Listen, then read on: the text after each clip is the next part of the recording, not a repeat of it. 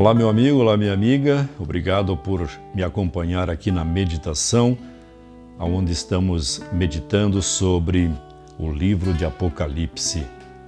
Você tem percebido que se trata de um livro fácil de ser compreendido, desde que o façamos à luz da Bíblia e de acordo com o próprio entendimento que Deus nos dá através da presença do Espírito Santo. O que nós vemos no decorrer da história é uma igreja buscando principalmente os dons do Espírito Santo e querendo apenas e tão somente esses dons. E desconhece o fato de que o Espírito Santo está aqui na terra não apenas para distribuir dons, mas também para nos levar ao pleno conhecimento de toda a verdade.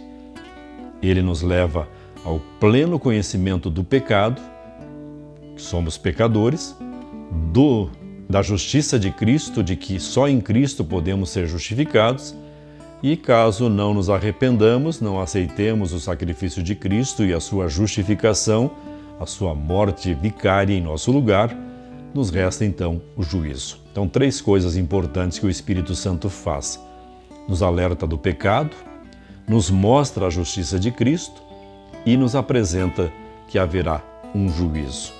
Você vai perceber que no livro de Apocalipse a palavra juízo aparece algumas vezes e vamos compreender também no devido tempo. No vídeo anterior é mencionado a presença de um arco-íris junto ao trono de Deus. O arco-íris é semelhante à esmeralda. O verde vivo dessa pedra expressa bem a misericórdia de Deus. E ao redor do trono, o arco-íris é um belo exemplo da esperança. Quando apareceu pela primeira vez o arco-íris, foi um sinal do eterno concerto de paz da parte de Deus, e isso a gente encontra em Gênesis 9, 11 a 17.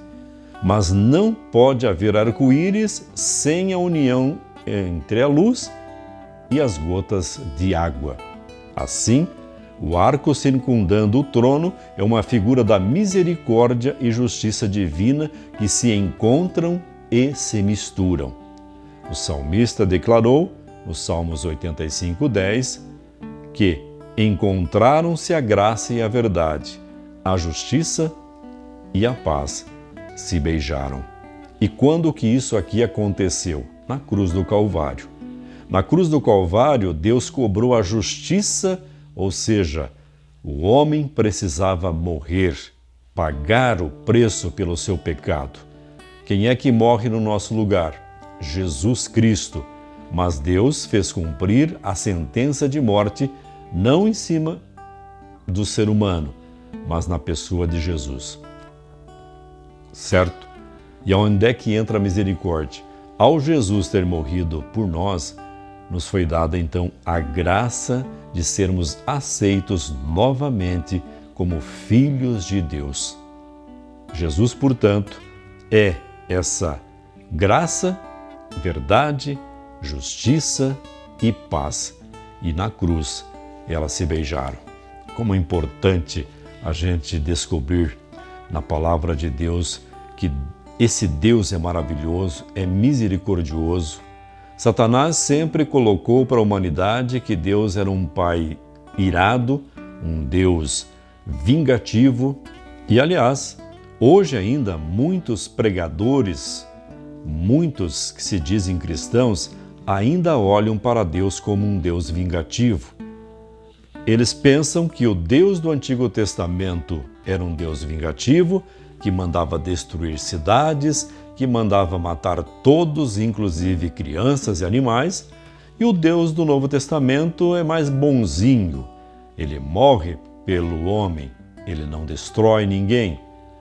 Só que o que a maioria de nós desconhece é que tanto o Deus do Antigo Testamento quanto o Deus do Novo Testamento é a mesma pessoa, é o mesmo Deus na pessoa do Filho.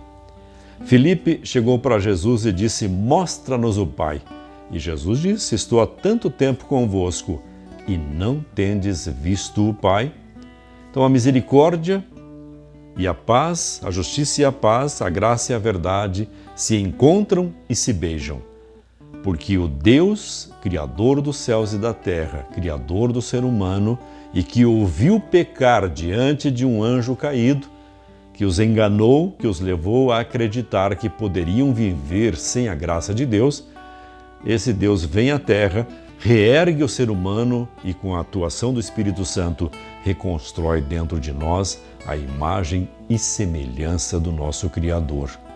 Em Jesus, paz e justiça se beijam. Graça e verdade se encontram. Acredite nisso.